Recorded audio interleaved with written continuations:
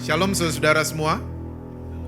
Saya nggak bisa lihat muka saudara dengan jelas dari atas ini karena ada spotlight yang begitu terang. Jadi saya berharap saudara bisa melihat saya dengan jelas. Dan yang paling penting adalah bisa mendengar suara saya dengan jelas. Oke? Kita langsung lihat Alkitab kita bersama dalam kitab 2 Korintus pasalnya yang keempat.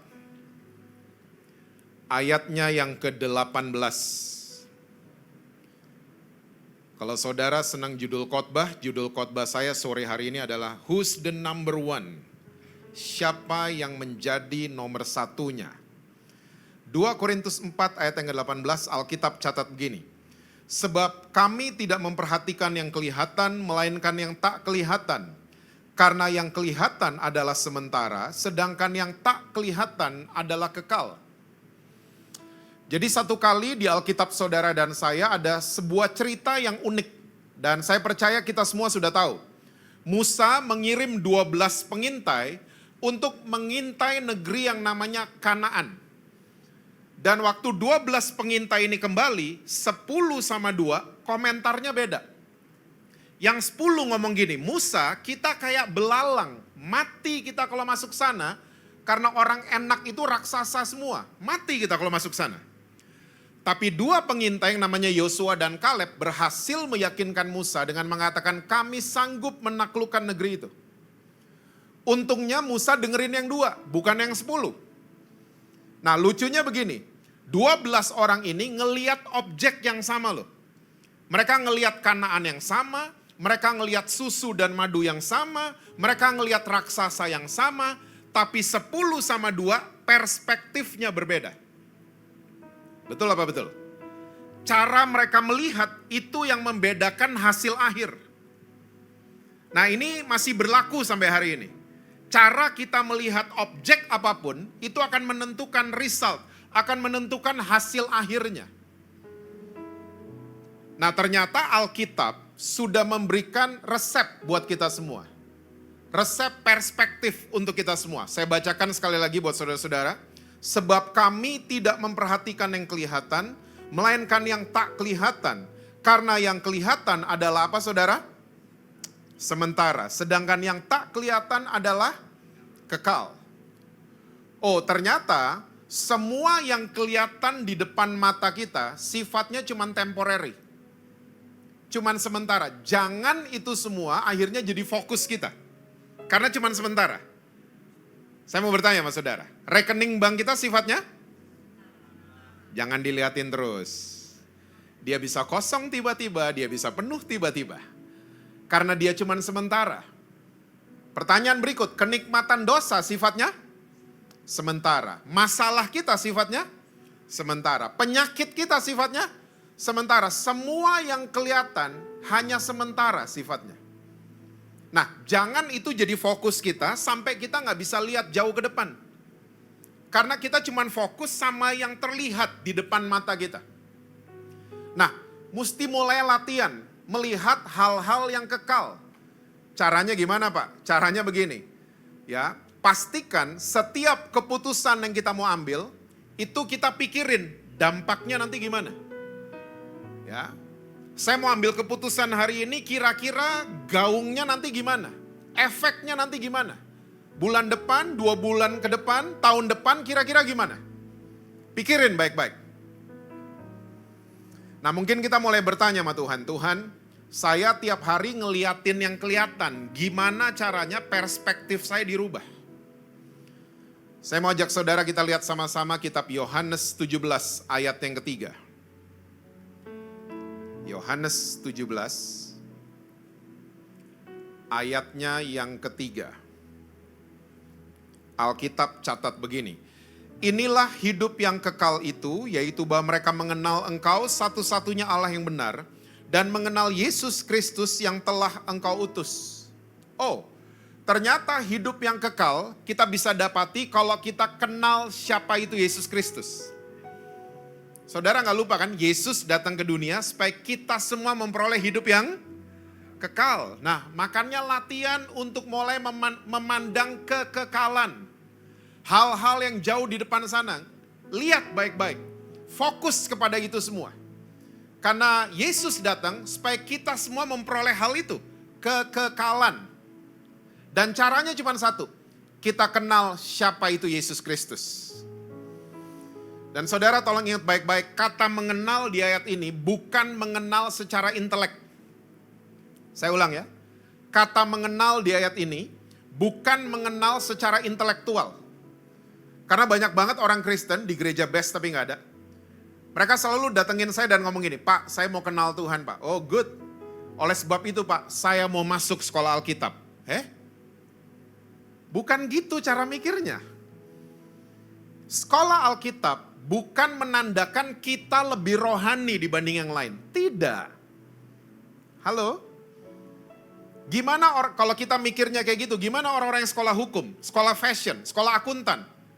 Mereka nggak bisa kenal Tuhan? Cuman yang sekolah Alkitab doang? Nggak begitu.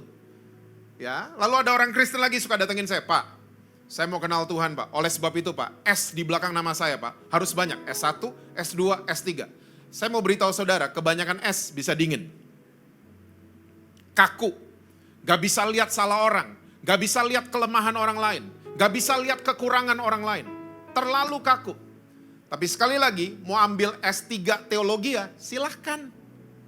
Tapi cara mikirnya bukan begitu dalam hal kita mengenal Tuhan. Karena sekali lagi kata mengenal di ayat ini sebenarnya diambil dari bahasa asli, namanya adalah ginosko. Yang kalau diterjemahkan ke bahasa Indonesia artinya adalah keintiman kita dengan Tuhan Yesus, itulah hidup yang kekal. Intim. Jangan jadi orang Kristen yang katanya. Kata Pastor Frankie, kata Pastor Jesse, kata buku ini, kata buku itu. Kita cuman katanya, tapi kita nggak pernah mengalami perjumpaan pribadi dengan Tuhan Yesus. Makanya saya udah sering katakan orang Kristen yang cuman mengalami kebaktian dan mengalami pelayanan, mereka sedang gagal jadi orang Kristen. Karena apa? Orang Kristen yang sejati, mereka mengalami Tuhan setiap hari. Mengalami. Dan itu semua harus lewat keintiman. Dan keintiman itu startnya dari sini. Ruangan yang namanya hati. Saya takutnya gini saudara, kalau kita nggak membangun keintiman sama Tuhan, cuman membangun acara dan program, nggak apa-apa itu semua. Tapi keintiman jadi nomor berapa gitu. Ya, saya takutnya kita akhirnya nggak bikin dosa karena nggak ada kesempatan. Pernah dengar? Nggak bikin dosa karena sebelahnya ada suaminya terus. Nggak bikin dosa karena sebelahnya ada istrinya terus. Sebelahnya ada kakak rohaninya terus. Nggak bikin dosa cuman karena nggak ada kesempatan. Gilirannya ada kesempatan, ini dia nih. Langsung kepleset, langsung jatuh, dan seterusnya. Karena apa? Hatinya udah kotor. Yakobus mencatat dosa lahir dari keinginan di dalam hati. Sudah numpuk yang kotor-kotor di sini. Gak ada keintiman, gak pernah membangun keintiman. Yang dibangun cuman keinginan. Makanya saudara jangan suka ketipu sama penampilan. Saya udah ketemu banyak orang rambutnya cepak, hatinya gondrong. Saya ketemu sebaliknya juga banyak. Banyak orang saya ketemu rambutnya gondrong, hatinya luar biasa. Yesus kan gondrong, hatinya luar biasa. So jangan suka ributin penampilan. Nah sekarang, kita bisa intim sama seseorang kalau orang itu kita angkat jadi nomor satu. Setuju? Saya nggak bisa lihat saudara, saya cuma bisa mengandalkan telinga saya. Setuju saudara? Setuju ya? Kita bisa intim, bisa menikah sama orang yang kita angkat dia jadi nomor satu. Semua bahasa Alkitab pakai kata-kata keintiman. Bayangin, gereja dibilangnya mempelainya Kristus. Wih, kurang intim apa lagi? Bahasa lain dari penyembahan adalah proskuneo. Yang punya pengertian to kiss. Kita cium orang yang nomor satu kan? Kita gak mungkin bayar parkir, terima kasih mas. Mas cium dulu dong, kan gak mungkin kayak gitu. Dia bukan siapa-siapa. Kita cium yang nomor satu. Kita intim sama yang nomor satu. Kita menikah sama orang yang nomor satu. Sadarkah saudara, saudara dan saya, kita ini nomor satu di pikiran dan hatinya Tuhan Yesus. Makanya dia mau datang dan mati buat kita semua. Nah pertanyaan sebaliknya, dia dapat tempat yang sama gak di pikiran dan hati kita? Dia number one gak? Saya percaya semua saudara sudah tahu, kita akan selalu dengerin yang nomor satu. Tatanan masyarakat zaman sekarang karena ada sosial media, kita selalu mau denger orang yang followernya banyak. Saudara sadar gak kalau Yesus hidup zaman sekarang, Yesus tuh gak laku. Followernya cuma 12, unfollow 1 lagi. Sempat di-mute lagi sama Petrus. Yesus tuh gak laku. Yesus mungkin gak laku, gak ada yang mau denger Yesus kalau dia ada di zaman sekarang. Gini aja, kita kalau nonton acara olahraga, belum kehapus dari memori saya, waktu final Piala Dunia, Argentina lawan Prancis. Ya, saya nonton tuh di Surabaya, di kota saudara. Waktu pertandingan mau dimulai, stasiun TV di Indonesia ngundang narasumber. Betul ya? Komentator-komentator diundang. Dan komentator kalau udah komentar, seakan-akan pertandingannya udah selesai. Waktu itu saya nggak akan lupa, mereka komentar. Di atas kertas pemain Argentina udah tua semua. Di Maria, Lionel Messi udah tua. Dan banyak yang keakumulasi kartu kuning, jadi nggak main. Prancis, ya semuanya main dan anak-anak muda kebanyakan. Jadi di atas kertas Prancis unggul sama Argentina. Tapi waktu komentator ngomong seperti itu, ngomong soal prediksi. Waktu komentator ngomong seperti itu, di hati Jesse Lantang, Argentina tetap nomor satu. Saya nggak kepengaruh. Saya dengerin, saya lihat sosial media yang nomor satu buat saya. Orang boleh ngomong apa aja soal Liga Inggris. Tetap di hati Jesse Lantang, Arsenal nomor satu. Sorry yang Manchester. Dan Liverpool. Saya London banget. Saya akan dengerin yang nomor satu. Nah sama. Kalau Yesus kita angkat jadi nomor satu, kita akan dengerin dia. Kita nggak dengerin suara-suara lain. Kita nggak dengerin prediksi. Ya, yang diutarakan sama media-media. Kita nggak dengerin. Kita dengerin firman-Nya Kristus. Lumayan yang amin satu. Nah sekarang, saya akan kasih lihat buat saudara-saudara semua di gereja BES. Ada satu peristiwa di mana seorang muridnya Yesus, dia pengen kasih medali emas buat Yesus dan yang lain-lain. Gak bisa dong. Medali emas untuk satu orang atau satu tim. Gak bisa untuk beberapa, gak bisa. Karena nomor 2 pasti medali perak, nomor 3 medali perunggu. Nah ini muridnya Yesus yang satu ini, dia mencoba-coba untuk menomorsatukan Yesus dan yang lainnya. Yuk kita lihat ya, peristiwanya di Matius 17 ayat 1-8. Matius 17 ayat 1-8 itu judulnya Yesus dimuliakan di atas gunung. Kita baca berganti-gantian, oke nggak saudara? Oke? Saya yang ganjil, saudara yang genap ya. Karena ganjil genap lagi populer. Saya duluan. 6 hari kemudian Yesus membawa Petrus, Yakobus dan Yohanes saudaranya dan bersama-sama dengan mereka ia naik ke sebuah gunung yang tinggi. Di situ mereka sendiri saja. Saudara?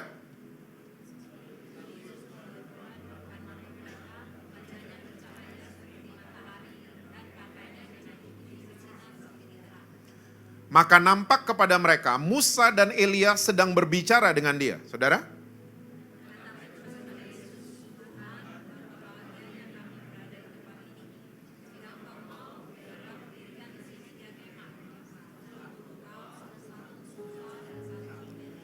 Dan tiba-tiba sedang ia berkata-kata, ini Petrus ya, sedang berkata-kata, turunlah awan yang terang menaungi mereka.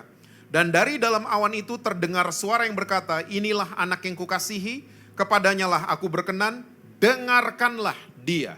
Saudara?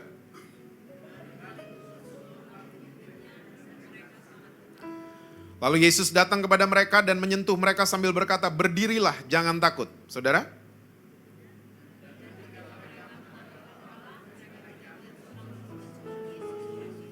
Oke. Saya percaya semua saudara pernah baca cerita ini. Karena ini adalah cerita yang cukup terkenal di Alkitab kita. Jadi satu kali itu Yesus nggak bawa semua, dia cuma bawa 3 muridnya. Petrus, Yakobus, sama Yohanes. Naik ke gunung yang tinggi. Ya, banyak penafsiran yang mengatakan disinyalir ini gunung Horeb, gunung tertinggi di Israel. Nah sampai di atas, murid-muridnya mulai kaget. Karena ngelihat Yesus jubahnya itu jadi terang, wajahnya jadi bersinar. Dan waktu mereka liatin benar-benar, Yesus lagi berbincang-bincang sama 2 orang. Musa dan Elia. Nah, waktu mereka melihat seperti itu, Petrus mulai komentar. Petrus selalu komentar. Dia komentarnya gini, Tuhan, senang banget ada di sini. Saya bangun 3 kemah ya, 1 untuk engkau, 1 untuk Musa, 1 untuk Elia. Dan Alkitab catat, sedang ia berkata-kata. Jadi Petrus masih ngoceh, turun awan terang. Ketakutan 3 murid Yesus. Dan dari dalam awan itu ada message yang penting banget. Ada pesan yang penting. Untuk mendengarkan Yesus. Inilah anakku yang kukasihi, kepadanya aku berkenan, dengarkan dia. Dan waktu awannya mulai terangkat dan hilang, tiba-tiba cuma Yesus seorang diri. Musa dan Elia udah hilang. Nah saudara mesti tahu, ya, peristiwa ini terjadi waktu Petrus ingin bangun kemah.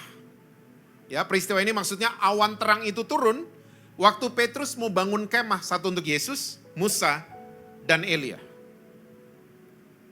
Nah saudara mesti tahu bahwa orang Yahudi, ayah-ayah di Yahudi, di rumah itu mereka punya fungsi yang lain. Fungsi yang lain namanya adalah trainer.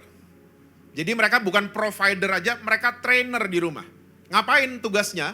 Mereka harus menceritakan apa yang dialami nenek moyang bersama dengan Tuhan. Ini berangkat dari Mazmur 78. Harus dikenalin Tuhan nenek moyang dan pengalaman-pengalaman mereka. Jadi orang Yahudi itu hafal banget, keturunan demi keturunan, hafal semua yang dialami nenek moyang orang-orang Yahudi. Bayangin saudara, salah satu syarat saja syarat jadi ahli Taurat, mesti hafal kejadian ulangan di luar kepala. Bayangin, kita hari ini Alkitab di luar rumah. Kita cuman hafal nama kitabnya doang, Kejadian, Keluaran, isinya kita nggak tahu. Ya, nah ini cuman salah satu syarat jadi ahli Taurat, hafal di luar kepala. Jadi orang Yahudi itu sama sejarah nenek moyang mereka ngelotok. Beda sama orang Indonesia. Kita ditanya kadang-kadang Pangeran Diponegoro, kita itu nama jalan kan? Bukan, itu nama pahlawan. Hah? Kita seringkali udah lupa sama gini-ginian. Nah, kenapa 3 muridnya Yesus ketakutan waktu awan terang ini turun? Karena di perjanjian lama ada cerita yang mirip. Awan terang yang sama turun, kena sama Miriam. Pernah baca? Dan waktu awannya terangkat, Miriam terkena kusta. Mereka tahu cerita-cerita gini, makanya ketakutan. Oke? Dan sekali lagi, ini terjadi di saat Petrus mau menomorsatukan Yesus, menyamakan Yesus dengan Musa dan Elia. Pertanyaan berikutnya, kenapa Musa dan Elia yang muncul? Kenapa enggak Abraham, bapak orang percaya? Kenapa enggak Daud, man of worship? Kenapa mesti Musa dan Elia yang muncul?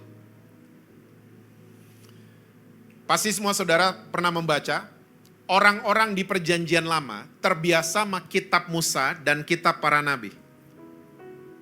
Ya. Jadi Musa represent hukum Taurat, Elia represent suara kenabian. Ini menjadi kebiasaannya orang-orang di perjanjian lama. Pakai kitab Musa dan kitab para nabi. Hukum Taurat dan suara kenabian.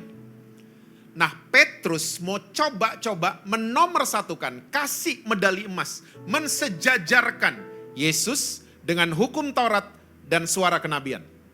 Gak bisa. Makanya ada suara, dengarkan Yesus. Lumayan yang amin 1. Kita mulai dari hukum Taurat dulu ya. Saya mau ajak saudara-saudara di gereja best, cewek. Hukum Taurat dibaca nggak apa-apa, dipelajari nggak apa-apa, tapi jangan dihidupi. Karena dunia hari ini